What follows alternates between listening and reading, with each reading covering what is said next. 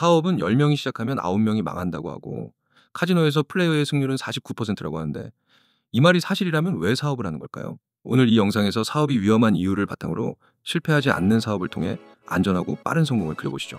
다양한 책이나 매체를 통해 돈 버는 방법에 대해서 공통적으로 직장 생활이 아니라 투자나 사업에 대해 이야기합니다. 대한민국에서 투자라고 하면 대표적으로 부동산과 주식을 떠올리는데 부동산에 대해서는 할 말이 많아 나중으로 미뤄두고 주식의 경우에는 투자와 투기와 구분을 하기 어려운 게 현실이라고 하죠. 이로써 많은 사람들이 국내 주식은 가치 투자가 무의미한 투기판이라고 평가합니다. 급기야 일부의 해외 주식만 거래하는 사람들을 제외하고는 대부분 국내 주식으로 빠른 성공을 거두고 싶어 하는데 그렇게 장기 투자로 접근해서 스윙으로 전향하고 결국은 단타 매매에 대한 환상을 가지며 모든 시드자본은 순식간에 눈 녹듯 녹아버릴 겁니다. 여기서 대부분 두 가지 중 한 가지의 결정을 하게 됩니다. 하나는 매매법에 대한 공부를 하거나 다른 하나는 사업을 결심하는 사람들이 있죠. 하지만 이런 접근 방식은 성공을 보장하기에는 충분하지 않습니다. 여러분은 사업이 투자보다 안전할 거라고 생각하시나요? 솔직하게 승률만 놓고 보면 단순히 카지노에 가서 도박을 하는 것이 사업을 성공시키는 것보다 확률상 높을 수 있습니다. 다시 말해 카지노의 승률은 일반적으로 51%라고 하고 플레이어의 승률은 49%라고 하는데 단순히 승률만 놓고 보면 10명 중 9명이 망하는 사업에 비하면 결코 낮은 확률이 아니라고 할 수 있으며 이를 바탕으로 결국 투자와 투기를 구분하지 못하고 전 재산이 녹아버린 뒤에 역시 사업이야말로 실력의 영역이라며 도전하는 경우도 있는데 이런 방식으로는 아무것도 남지 않는 본인을 발견하게 됩니다. 슬프게도 도박으로 돈을 벌지 못하는 이유는 수학적으로 이미 검증되어 있습니다.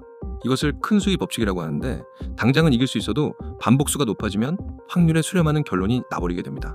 그렇다면 사업도 확률로 접근하면 10%의 성공을 기대해야 한다는 말이 되는데 그럼 계속 도전하는 것은 결국 빈털터리가 된다는 말이 되는 걸까요? 여기서 투자와 사업의 공통점은 회사를 공부한다는 것인데 재무제표 등은 말하지 않아도 들어봤을 겁니다. 쉽게 설명하면 이 회사가 얼마를 버는지 그리고 얼마를 쓰는지를 바탕으로 적자인지 흑자인지를 볼 것이고 매년 버는 돈이 많아질 것인지 유지될 것인지 손해를 볼 것인지를 비교하죠. 하지만 투자를 받아 회사를 운영해본 경험이 있는 사람이라면 공감하겠지만 꼭 흑자를 기록해야 이득을 보는 게 아니라는 것을 이해할 겁니다. 심지어는 성공한 사업체라고 하더라도 상장이 되지 않았다면 일부러 상장을 시키지 않는 방향으로 이끄는 경우도 있죠. 이 말은 사업의 경우는 큰 수의 법칙이 내가 필요한 경우에 한해서만 적용되기도 하고 심지어 확률을 내가 설정할 수 있다는 말입니다. 예를 들어볼까요? 주식을 하려면 결국 자본이 필요하고 여러 번 거래하며 손실이 커지는데 여기서 누구나 말리는 신용이나 미수 거래를 하면서 자본은 순식간에 말라버리죠. 그렇다면 사업은 어떨까요? 누군가는 사업을 위해 몇 천만 원 몇 억으로 시작해 상가나 공장 설비 혹은 창고 등을 인수하기도 하지만 또 누군가는 코드 5줄로 무자본으로 돈을 쓸어 담는 사람도 있죠.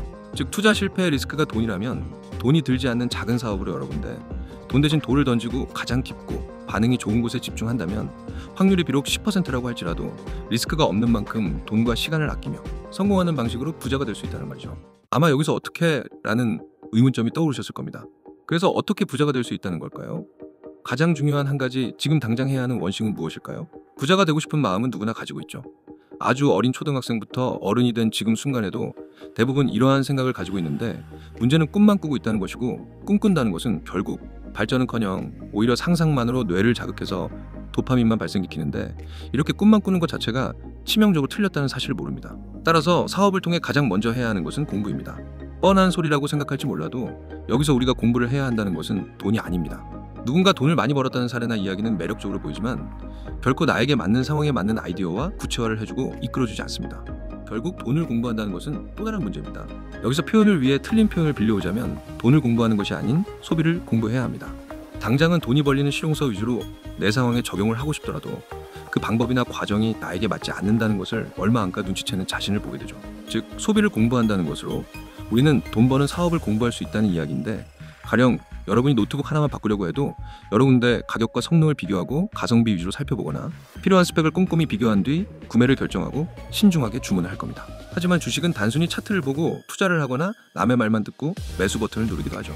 사업의 경우는 단순히 매출 올리는 법만 찾고 결국 경제가 안 좋다, 시장이 안 좋다, 운이 없었다, 세상이 나를 억누른다와 같은 말을 하게 됩니다. 믿지 않겠지만 재래시장에서 한자리에서 30년, 40년을 생선을 판매하는 할머니들을 떠올릴 수 있나요? 이분들은 가격은 앵커링을 활용해 고가 플랜을 기준으로 잡고 실구매는 중간 플랜으로 유도하고 계시네요 라는 말씀드려도 그게 무슨 말이요?